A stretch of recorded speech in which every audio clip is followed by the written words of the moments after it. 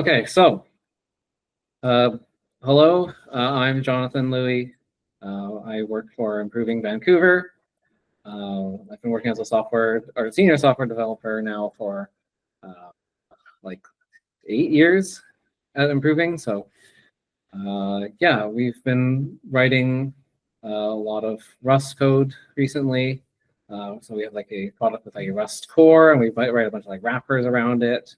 And a lot of these wrappers are written in other languages, so we have to do FFI between those wrappers and our Rust core. And so for the last few years, I've picked up a bit of experience doing FFI. And that's kind of why that's today's talk, because I've gotten a lot of questions about FFI. People have asked me to do FFI workshops multiple times. And yeah, so we're mostly going to be covering questions or like answers to questions that people have come to me with, as well as some common mistakes that I've seen while on the job. And I guess my last point that I want to make before we actually dive into this is that a lot of what we're doing here is kind of like fundamental FFI stuff, very bare bones, very basic. Typically, you probably wouldn't do things this way. You probably use like specific bindings a generator creates for your specific language, especially ones that create like safe bindings. But I think that going over these fundamentals is just very helpful to understand in general, even if you are working with these like higher level crates like IO3 or like, you know, PHP or XPHP RS or whatever. So yeah, I would highly recommend using safe bindings just because it's safe, but it's still good to understand the fundamentals. So here's what we're going to be talking about today. We're going to be talking about what is FFI and why is it important. We're going to dive into some FFI basics, so going into basic concepts, syntax, that sort of thing. We're going to talk a little bit about some guidelines for writing safer code. Then we're going to have a hands-on activity. And there's just like one slide afterwards with some additional resources that we'll quickly kind of gloss over at the end. So what is FFI? FFI stands for Foreign Function Interface, and it's what allows Rust code to call code written in other languages and vice versa. So typically, you're going to see, you know, when you write FFI code in Rust, it's going to do like this extern C thing. It's basically trying to expose like a C ABI so that it can communicate with C programs. And a lot of other languages have a way to interface with C. So C sort of just turns into this like bridge language almost. So you've got these C bindings that kind of glue different languages to Rust, and that's kind of how Rust talks to other languages. So for example, if you're trying to talk to Java, maybe Java uses JNI to talk to C, and then that like C interface is used to talk to Rust. There might not actually be any C code in between. Usually it's just the Rust library just kind of pretends it's C by using this C ABI, and so then the JNI interface doesn't know any better. It thinks it's talking to C, and so it just kind of works. But yeah, that's the basics of what FFI is. And why would you want to use FFI? Well, a major reason that we've been seeing lately is a lot of projects want to leverage Rust's performance. So we've got scripting languages like Python and JavaScript that are usually known to be a little bit slower. Traditionally, they've been wrapping C code to get better performance, but lately we've been seeing more and more libraries wrapping Rust because Rust claims to be fast like C. It has, you know, manual memory management, no like garbage collecting runtime or anything like that. No stop the world GC. And more importantly, though, on top of that, Rust's claim to fame is being generally memory safe. Now, of course, there are some exceptions that we're going to go into today, since we're kind of working with the more dangerous parts of Rust. But that's kind of why a lot of people have been switching to using Rust as their language of choice for speeding up these other languages. And of course, another reason why you might want to use FFI, going in the other direction in particular, is there's a lot of mature and rich ecosystems out there in other languages. And it's very nice for Rust to be able to kind of hook into those libraries that have already been written. You don't have to, rewrite everything from scratch. Even though, some people are like, oh, rewrite it in Rust, but practically speaking, you're probably not going to be able to do that for everything. And so, yeah, it's very useful to be able to just leverage these existing libraries from other languages. So just diving into the basics of FFI, the first thing I want to talk about here is the unsafe keyword. So this is a very important keyword. You're going to see it all the time in FFI code. And what the unsafe keyword does in Rust is it basically allows you to do 5 different things. So those are dereferencing a raw pointer, calling unsafe functions or methods, accessing or modifying mutable static variables, implementing unsafe traits, and accessing the fields of a union. But today we're mostly only going to be focusing on the first 2 points here. So you'll be seeing some raw pointer dereferencing. We're also going to be calling unsafe functions. We're going to be talking a little bit about like when to mark functions unsafe as well. One thing that does kind of confuse people is that they see the keyword unsafe and they think, oh, that means that this code might, trigger undefined behavior. That's not at all what unsafe actually means. Basically, it just means that you, the programmer, have to manually verify that this code is doing the correct thing. Rust says that you basically never should trigger undefined behavior. Your program shouldn't, under no circumstances, be triggering UB. So unsafe basically just gives you access to these 5 superpowers, and rather than having the compiler check safety for you, you have to do that manually yourself. And so here are some examples of using the unsafe keyword in unsafe functions and unsafe blocks. Maybe I can make this a little bit bigger.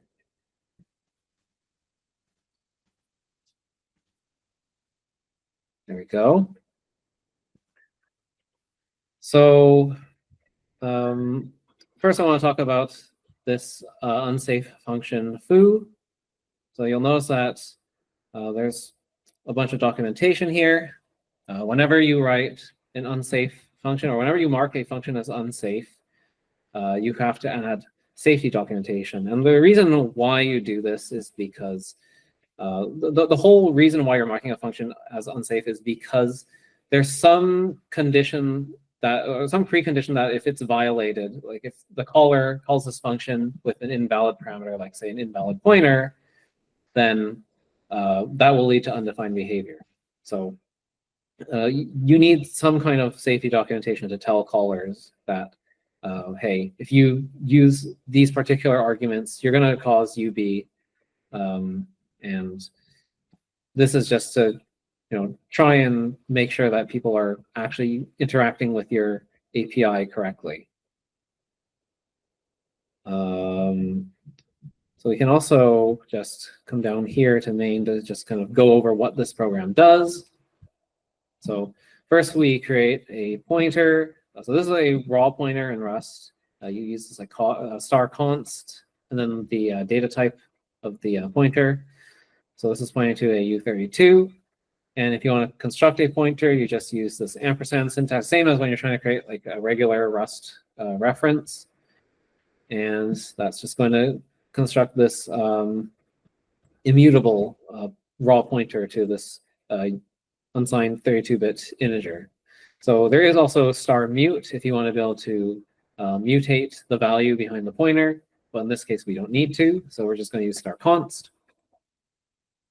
And the first thing you're going to notice is that we use the unsafe keyword here again. So anytime you want to call an unsafe function, like I said earlier, one of the superpowers of the unsafe keyword is that it allows you to call an unsafe function. So you use unsafe blocks to sort of discharge. It's sort of like a proof obligation sort of thing. You kind of discharge this unsafe function with an unsafe block. So every time you see unsafe fun, you need an unsafe block to call it. Good question. Are Yep. questions allowed in the presentation? Yeah, go ahead and ask questions. Where is Q stored in this page? Number 2. So again, its address. Oh, where is it stored? Yeah. I think it's just stored in. So it's going to be stored in like a separate constant. It might be stored on the stack. It might be stored in like the data area of your binary. I'm not actually sure on the specifics of that one, but it's basically just some value that exists. I think it's probably scoped to just this function actually. Yeah, I don't think it's going to live in the data area. In C++, it could not be valid, so that's why I'm curious. Yeah, no, like they're pretty smart about how they handle literals. If you were to use like a string literal here instead, or sorry, I guess a string slice literal, that would go in like the data area of your binary, and then it would just point to that. So that would have like a static lifetime. For a literal integer, I believe it's just a separate variable that's not. It's kind of like implicitly defined. It lives in the stack frame. Yeah. And we could also mess around with that and see like, is this invalid? And I'm not going to do that right now. We can maybe look at that later, but yeah, just to kind of keep things flowing here. So why don't we call foo here? So actually, let's run this program first, because this is my first time looking at this in like a few days. I have not rehearsed this like whatsoever. You guys are like the guinea pigs, which is not normally how this goes, but that's how it's happening today. Yes. So dereference of a raw pointer is unsafe and requires an unsafe block. That's right. So if you were using earlier editions of Rust, if you look at a lot of documentation online, you'll see that there will be times where the code just does something like this, where they just have an unsafe function, and then they do their unsafe operations within that function. But as of Rust Edition 2024, this is actually a warning, and the reason why that is because they didn't want people conflating this unsafe keyword being used to mark whether or not a function has these kind of like preconditions, and whether or not this block of code inside the function has those superpowers, those unsafe superpowers, right? Because a lot of people were getting that confused. So in order to make it more clear, nowadays you have to actually use an unsafe block here to use this pointer dereference. And what's good about this is it's a lot more clear where the unsafe parts of your code actually are. Because without that unsafe block, you wouldn't necessarily notice this dereference here of this raw pointer happening. And so this just kind of makes it easier to audit your code. And similar things happening down here. So typically you want to keep your unsafe blocks relatively small to make it clear which parts of the code are unsafe and which parts are not. So if we rerun this code now, we'll see that, yeah, no more warnings. It just prints the value of A, which is just 2. And yeah. So if you wanted to add like safe code in between, like if you wanted to add regular like print lines here, etc., you can do that, and you don't have to wrap it in unsafe. And this is really helpful when you have longer blocks of code, because then you know which parts are actually unsafe, or well, potentially, something could go wrong there if you don't verify your code correctly. I guess another common practice that I'm not doing here, that you'll see in a lot of the official standard library documentation, is they'll add like little safety comments like this. and they'll tell you like, oh, why is it safe to dereference this pointer? Well, we know we got this pointer from some other function, and the output of that function is always, a valid pointer or something like that. So there's there are little things like that that you can do to kind of improve this, I guess. But at the end of the day, it's a lot of it is kind of stylistic. There's not really right or wrong answers. I'd say that's probably a good practice, though, to justify every instance where you use an unsafe block to perform some unsafe operation. So let's go back to the slides. So the next keyword I want to talk about is the extern keyword. So extern blocks are different from extern functions, similar to how unsafe blocks are different from unsafe functions. And in this case, extern blocks are used to declare a foreign function that Rust can call. This isn't always necessarily true. Like if you're trying to call a C call or like a callback from another language, for example, that might not use like an extern block to declare that, but it's going to be following the same sort of semantics as most functions that are declared in an extern block. So extern block is the way you would typically declare functions that are not callbacks to be callable from Rust. And on the other side, we have the extern fun. So extern funs are how Rust exposes functions to foreign code. So in this case, Rust is kind of acting as like the library code. Whereas in the former case with the extern block, Rust is the client, the user, the caller of the library. So if we look at this documentation here for the extern keyword, we can see like the full definition here. Bump this up a little bit as well. You'll notice that they also talk about using it in conjunction with the create keyword. And this is kind of an old syntax. So way back before, I think edition 2018, I think it's 2018. It might have been like 2016. I don't remember, but like a long time ago, Rust required you to declare your dependencies with extern create at the top of the file. Let me just close the door here real quick. Okay, sorry about that. Yeah, so a long time ago, Rust required you to use extern create to declare your dependencies before you started using them. That's no longer the case as of like edition 2018 or something. So this is sort of legacy syntax in a way. But extern is still used for extern blocks and extern functions, which is primarily used in these FFI cases that we'll be talking about today. So coming back to the slides. Calling conventions. So you may have noticed when I was looking at that documentation very briefly, it said extern, and then there's like a little string afterwards. There's an extern C. So that C specifies the calling convention. So what a calling convention really is just a way to specify how a function should be called, like how you pass parameters to it and how to return values from that function.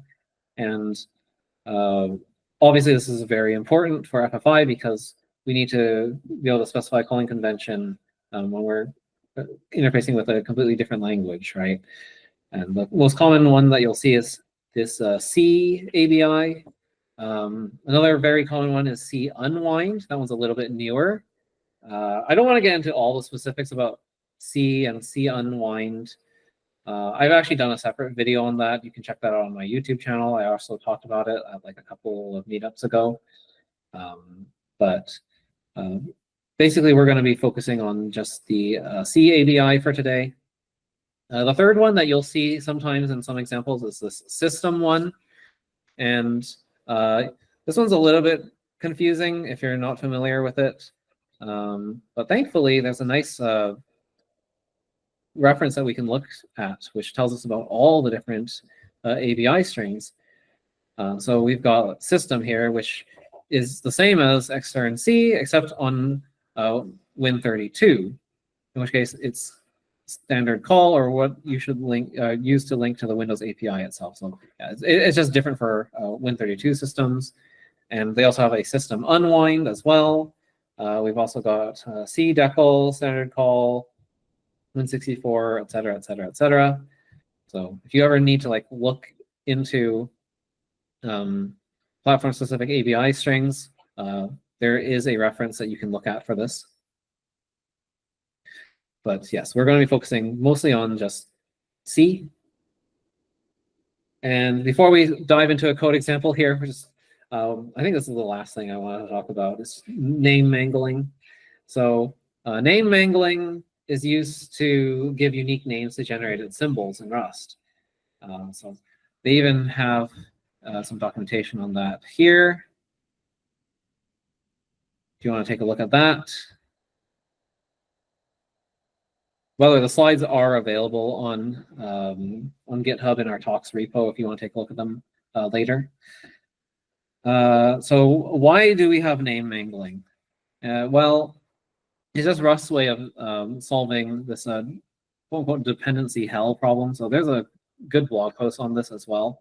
But essentially, if you have multiple versions of the same crate in your dependency tree, Rust tries to have both of them be part of your dependency tree. And then in order to disambiguate between functions that have the same name and same signatures, they use this name mangling scheme to make that a little bit easier to recognize, or I guess distinguish. External functions that we write for FFI will be using this no-mangle attribute. And so that's why I want to talk very briefly about name mangling, because this is something that people don't necessarily understand. They think it's just a little bit of boilerplate, and it kind of is. But I think it's kind of good to understand every bit of syntax that you're writing when you're writing your code. So you're going to be seeing a lot of extern C fun whatever functions here, and you're going to see this no-mangle attribute.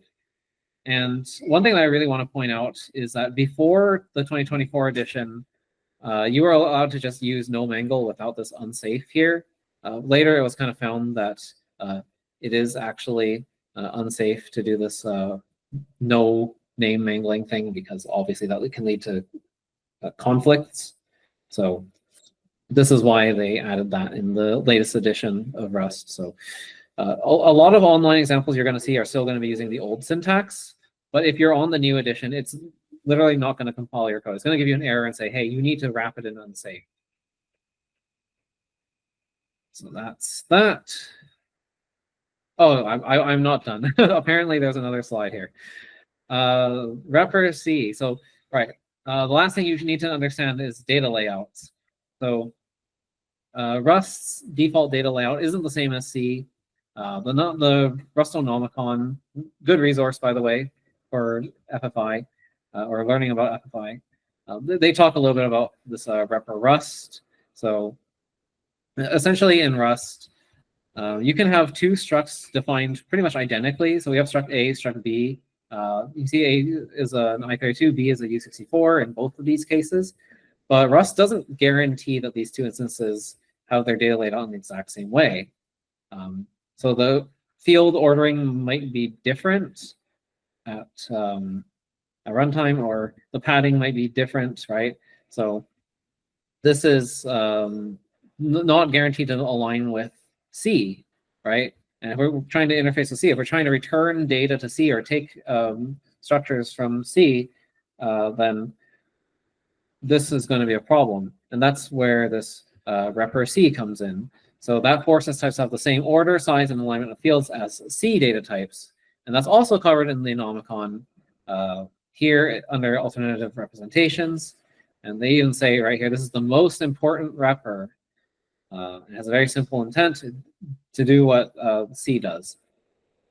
So you can take a look at this if you want to do more of a deep dive into this. But generally speaking, if you're defining your own data types, You'll want to mark them as repr C. One thing I want to note very quickly about repr C is that it kind of cascades. So if you define a data type as repr C, then every field within that data type needs to also be repr C. Otherwise, you're going to get a compilation error. And that just kind of makes sense, right? The base case there being primitives. Like once you reach the primitive data types, all the primitive data types are repr C. You don't have to worry about that.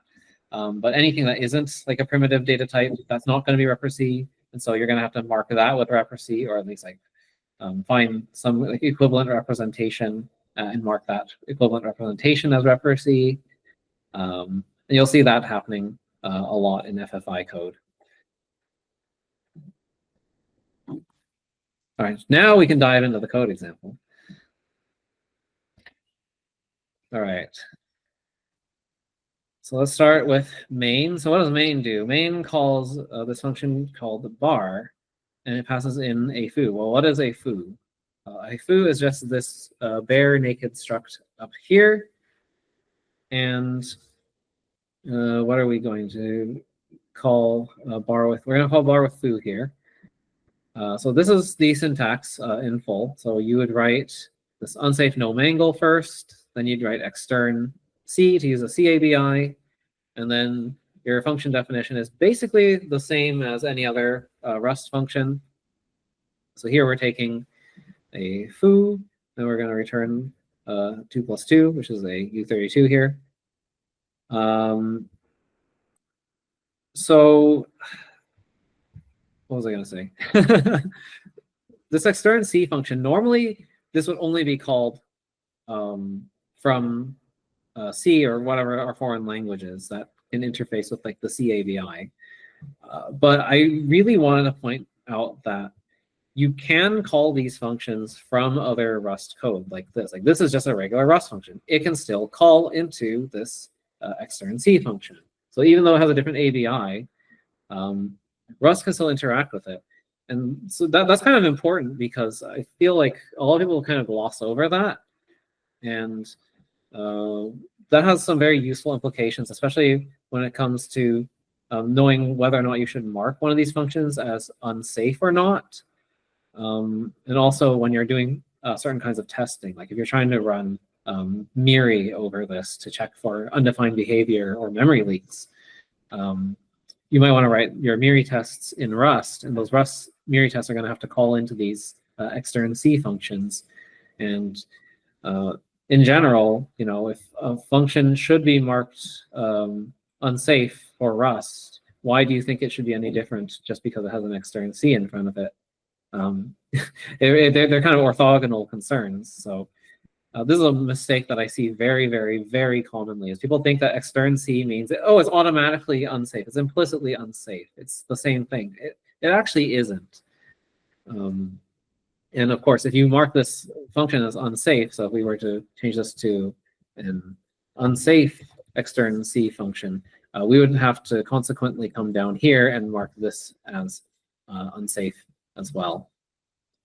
So just wanted to point that out because a lot of people seem to get that wrong. And I don't blame them because a lot of code examples online are also wrong.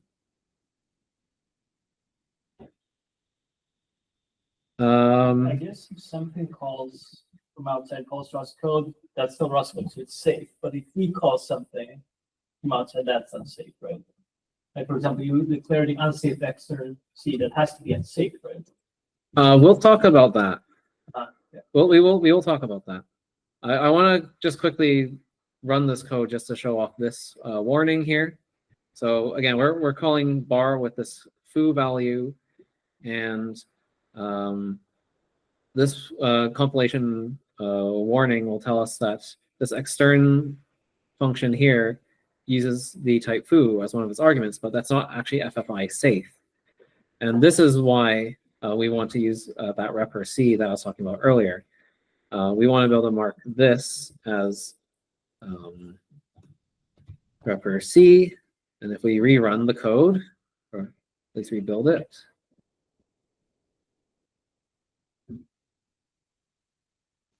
oh right, that's the other limitation. That's the other thing I want to show is that yeah, C doesn't have this concept of zero size types. So you actually have to add a field to this too. I don't know. I think you could probably add like, can you add phantom data? I'm actually not sure. I think that's still zero size. So yeah, I think that still propagates. Yeah, no, it doesn't work. So you'd have to add some kind of field here if you wanted it to actually count. We could just add like a pointer, like star const 32, then tack that on here. I think that should be fine, right? Oh, what's it complaining about? Oh, right. That doesn't need to be there. There we go. Yeah, so the warning goes away when we do that. Cool. I'm glad I laid it out like this. Quick question. Can you use unsafe sort of extern C functions to satisfy traits, functions within a trait? Oh, like can you qualify a function inside of like a method as? Yeah. I believe so. I think I've seen it in some of the official documentation. But I don't remember. I'm pretty sure it is though. I'm pretty sure it is. In our project, we've only ever used the top level extern functions, but I want to say that it is also possible in traits. Interesting. Thanks. So yeah, next I want to talk about the unsafe block. Oh, sorry, not unsafe block, extern block. So this has gone under quite a few changes in the latest edition of Rust. So if you've seen extern C blocks in the past, they look very different from this one. In this case, you now have to mark it as unsafe here. It used to be if you wrote an extern C block, you didn't have to do this, and everything inside of the extern block was implicitly unsafe. And eventually, at some point, they decided that's not very consistent with like the rest of the language. So we want to make sure that you actually mark this as unsafe. Everything inside is still implicitly unsafe.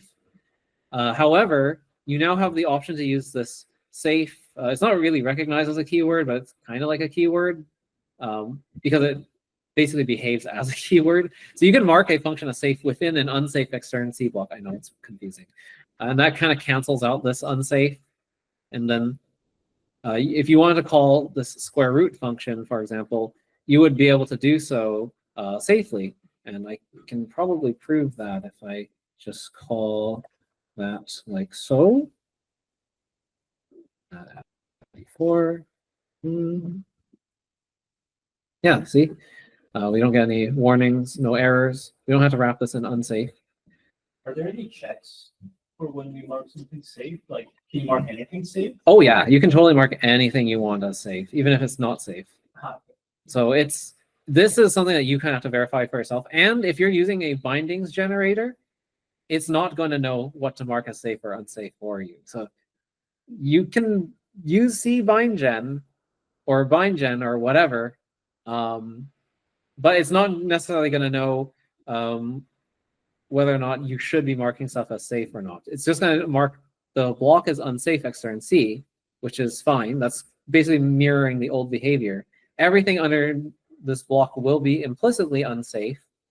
So in this case, for example, you don't actually need to explicitly mark this as unsafe.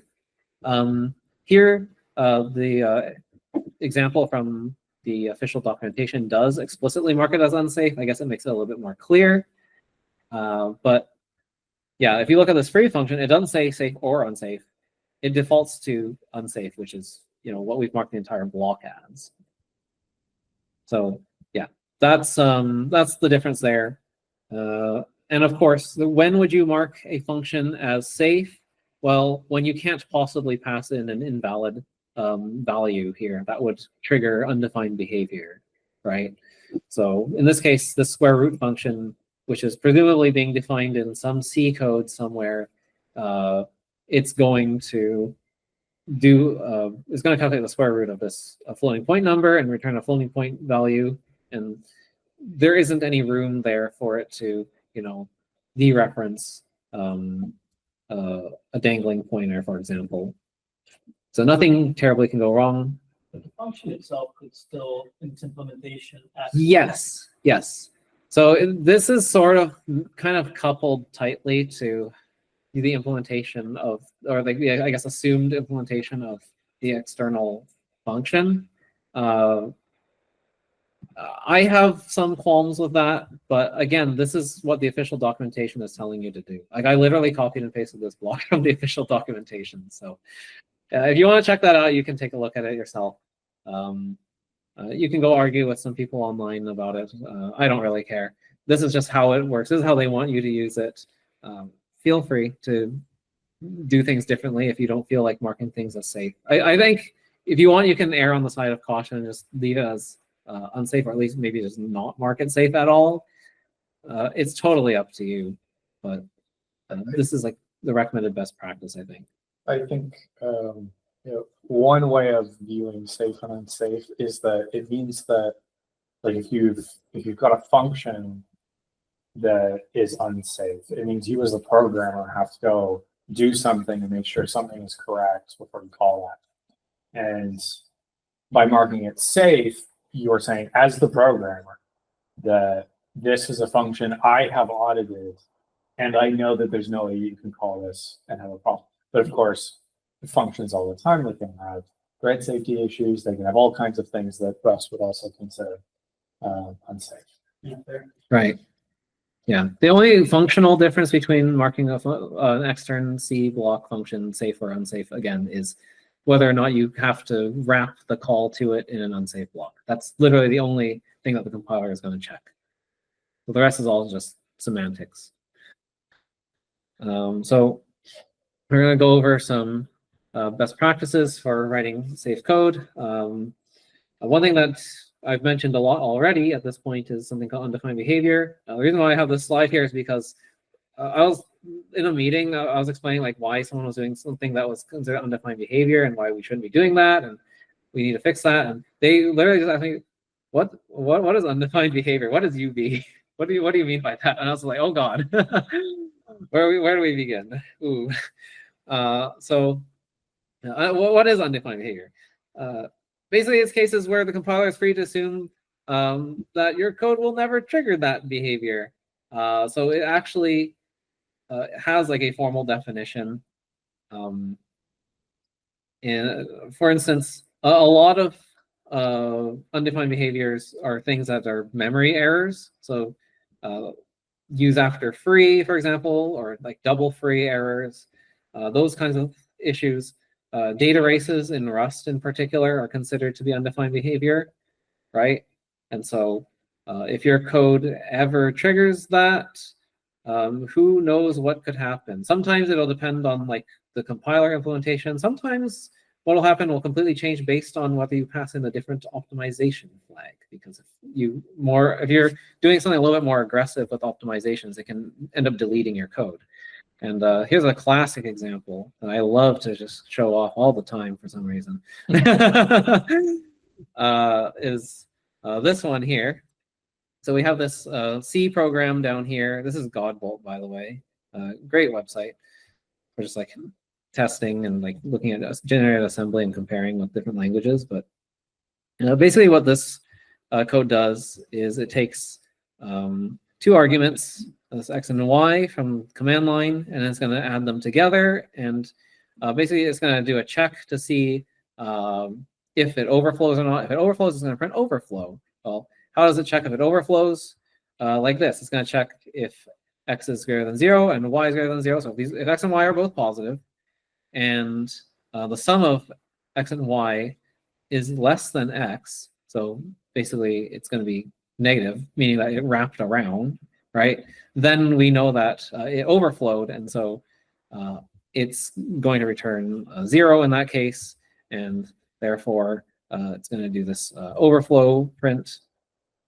Or actually, sorry, no, I guess I got those cases mixed up. I got those cases mixed up, but anyway. Actually, did I? No, 0 is else. So 0 is false. Yeah. So that is correct. So this is just checking for overflow. Same here. This is a different kind of check for if X and Y are both negative. and then it just assigns this Z pointer to the sum, which is going to get printed out here.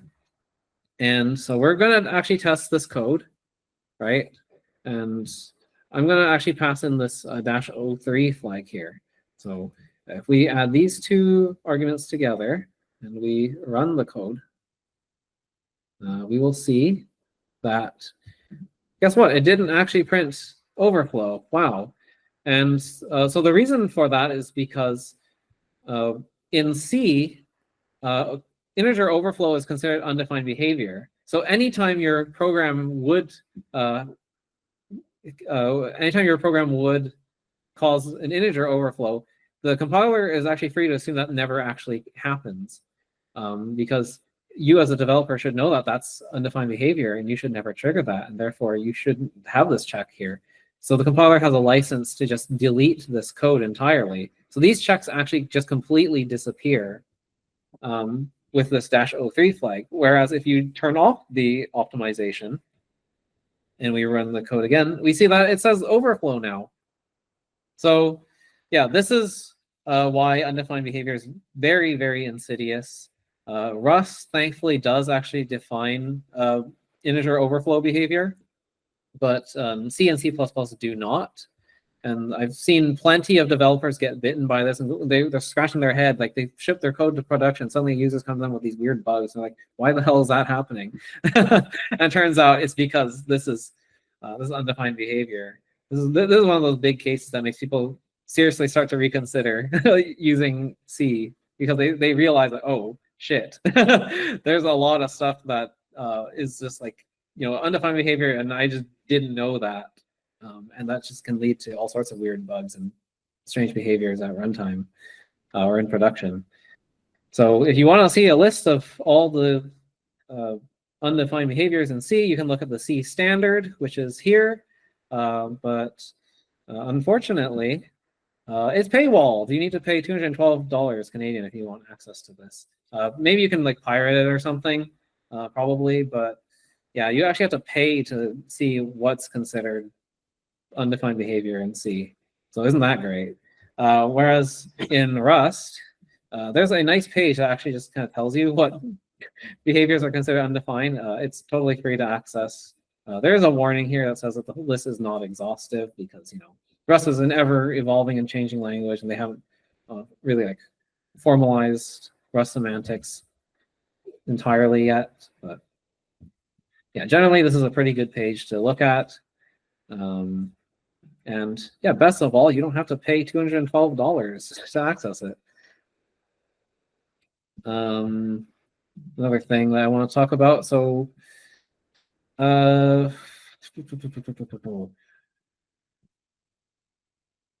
one misconception that I have seen a lot is that if I'm using an unsafe block, if I ever have to use like unsafe code in a function, this function that calls that unsafe code has to also be marked as unsafe.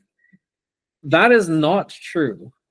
This is something that I've had to correct coworkers on multiple times at this point. So I really want to drill this down.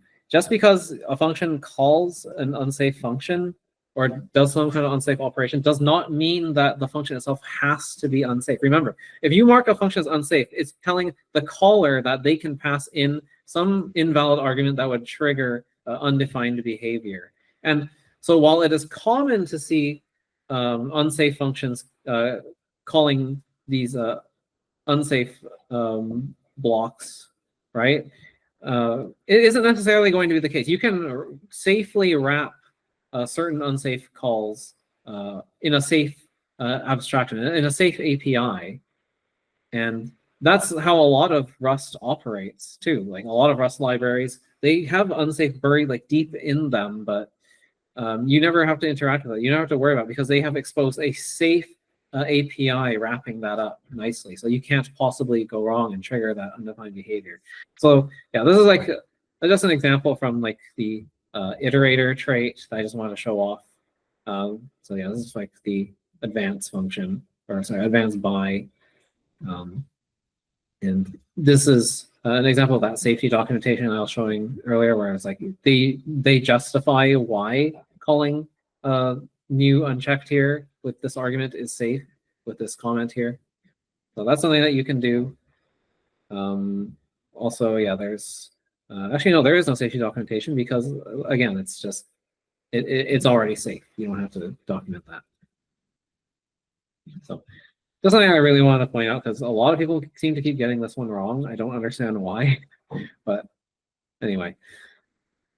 A couple of other quick tips here. Again, these are mistakes that I've seen in production that happen quite often. Actually, probably should add some more tips here, but this is all I had time for.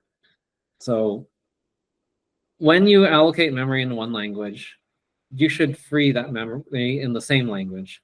So for instance, we write a Go wrapper around our Rust core. And what I would often see when people are writing that code is they were not paying attention to allocations or who was the allocator. And so they would allocate a string in Golang, which uses its own allocator, and then they pass that string over to Rust, and then Rust would free that string, but it's not necessarily going to be the same allocator. You kind of have to be really careful about that. It's actually considered to be undefined behavior if you use the wrong allocator. And there are some functions that you can use to like call specific allocators and stuff to, you know, do these kinds of deallocations across FFI boundaries sometimes. Even then, that's a little bit iffy. So in general, best practice is pass that memory back to the language that allocated it if you have to let them free it. The other thing that you should pay attention to is who actually owns data when you're passing pointers across FFI boundaries. This is especially relevant when you're working with strings. If you've ever done FFI in Rust, you know that there's like a C-stir type and a C-string type. You might be confused by that. C-stir is kind of like your borrowed string type. It's like your string slice in Rust. And C-string is like your string object, right? It's allocated, it's owned, right? So sometimes you'll see people thinking that they pass the C-stir, so they think they own it now on the Rust side. And so Rust can safely deallocate that. Well, that doesn't really make that much sense for one thing, especially if it was allocated on like the Go side or whatever language's side. But yeah, that's not the case necessarily. So yeah, do pay attention to like when you should be using like C-stir versus C-string, like who actually owns the data, who should be responsible for freeing that allocation. A great resource for understanding that kind of stuff is the Rust FFI Omnibus. If you've ever read that book, that one is by Jake Goulding, and it has a whole bunch of examples for various different languages that will tell you how to do this kind of stuff. What are the best practices there? Some of the code examples are a little bit outdated because they're written for older editions of Rust. So they don't have all the new syntax like unsafe, no mangle, and all that. But generally, the core concepts of the Rust FFI Omnibus are still pretty relevant today. And last but not least, I want to just point out some other helpful tools. So we've got Rust bindgen, of course. You use this to generate Rust bindings for C or C++ libraries, or if that just kind of felt like word vomit to you, then basically just use this whenever you're calling C or C++ or whatever foreign language from Rust. So if you're using a foreign library, Rust bindgen is your tool. And vice versa, we have C bindgen, which is for when you want to call a Rust library. So for example, in our project where we're wrapping a Rust core, the Rust core is a library. We have Go code calling into Rust code. And so we are using C bindgen in our project. We actually don't touch Rust bindgen at all. So yeah, these are two very useful tools to know about. Of course, there are other specific like safe FFI bindings libraries out there for specific languages. I highly recommend using those if you can. In our particular case, we had some performance concerns around some of those bindings libraries, and so we ended up scrapping them to try and write a more efficient raw binding layer. But yeah, there is a cost to like marshaling data back and forth between languages. Like, that is something to be aware of. So you might make different choices based on what trade-offs your project values. And finally, I want to talk very briefly about the different sanitizers. So of course, we've got the classic Valgrind, great for checking for like memory errors, memory leaks. Adjust sanitizer, also very similar. We use Adjust sanitizer in our CI process for like our Go client, and that can be run end to end. So if we're doing integration tests written in Go that call into Rust, we can call we can invoke ASAN with the Go compiler, which is great. And Miri is a very particularly finicky tool, but also a very, very great tool because it's a Rust specific tool. So the caveat with Miri is that it doesn't support FFI. So anytime you try to use Miri on a Rust project that calls into some C function, then Miri just basically crashes and burns and complains. These are none of these are static analysis tools, by the way. They're all dynamic analysis. So you have to run the code in order for these tools to figure out where the issues are. So code coverage is very important. If you want to talk more about Miri testing, I've done quite a bit of it and working around the limitations of Miri. You can talk to me afterwards. You can like DM me on like Discord or on Meetup or something if you have questions about that. But I don't want to dive too deep into that today because that's kind of its own rabbit hole. So now we can finally get to the activity. So yeah, here's the activity. I guess before we dive into the activity, I probably should have rearranged these slides earlier, but yeah, here's some good resources to look at. You might want to look at these while you're working through the activity. Again, the slides are available on GitHub under our talks repo if you want to take a look at these. But yeah, these are incredibly useful guides on FFI. They've got the Omnibus, Anomicon. This is someone else's tutorial on FFI. So take a look at those. But yeah, generally speaking, yeah, you might want to use these here. So for this activity, I've got this FFI playground for you to look at. We can just take a quick peek at that.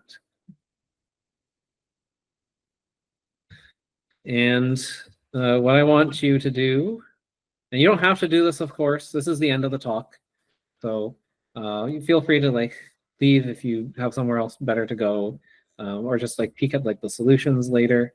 But I want you to clone the repo, and the first step is to try and get these projects running. So this repo has a couple of projects here. I've got a Docker file. If you are a Docker user, that should allow you to quickly set this all up. We've also got a Nix setup for the weirdos like me out there who use Nix.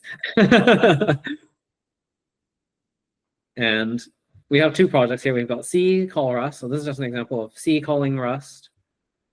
The instructions are in the main README for how to build and run this. But essentially, there's this like main.c file here, which calls hello world. And hello world is defined in the Rust code here in librs as this extern C function. And it just prints hello world. That's all. If you want to run it, you can just run it here through this run sh script. We also have a valgrind option that you do /run sh and then you add a v. You can run it with valgrind if you have valgrind installed. So that's great. It automatically generates the bindings for you as well as part of the build step here. So if you want to see how you would do that, how you'd call cbindgen, you can look at this script here. And this will do that. So it outputs this header file. You have to specify the language as C, otherwise it might try and do this for C++ instead. So yeah, that's that.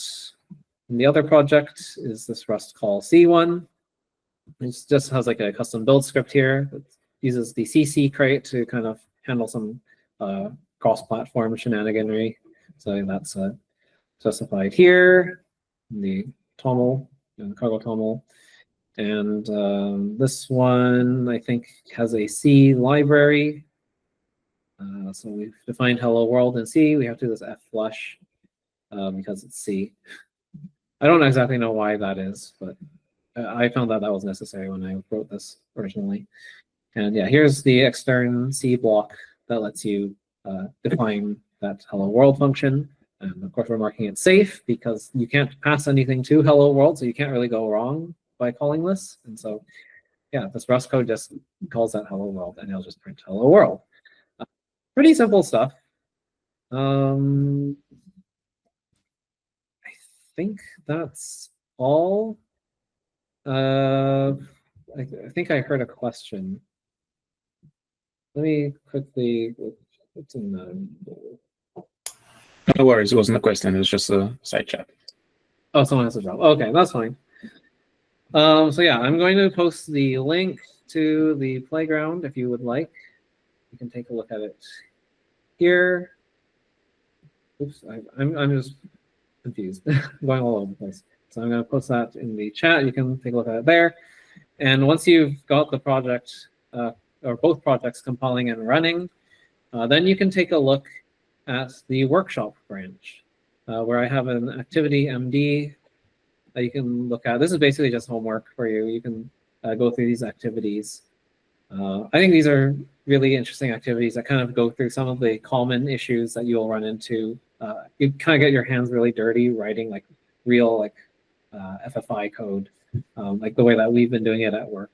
So this very like low level, very fundamental way. So yeah, go through this. I think, yeah, that's also here in the activity slide. If you're not a Docker Nix user, you can just install cbindgen and bindgen yourself. Same with like valgrind. I don't have instructions for how to install valgrind here, but you can figure that out for your system.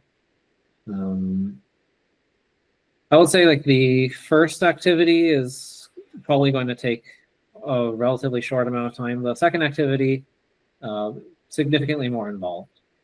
Yeah, just get Checkout Workshop when you're ready and read through activity.md and yeah, good luck.